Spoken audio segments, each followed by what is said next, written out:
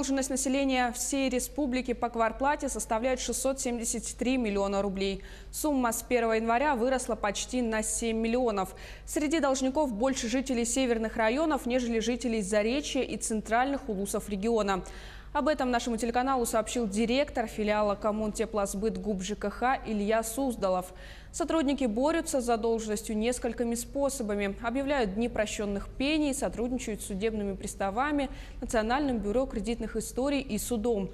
Так возбуждают исковые требования, и долг в малом количестве погашается. Граждане должны понять, что задолженность плачевно отражается на подготовку объектов к новому отопительному сезону. По итогам 2018 года у нас было подано порядка 8300 исковых заявлений на должников по квартирной плате.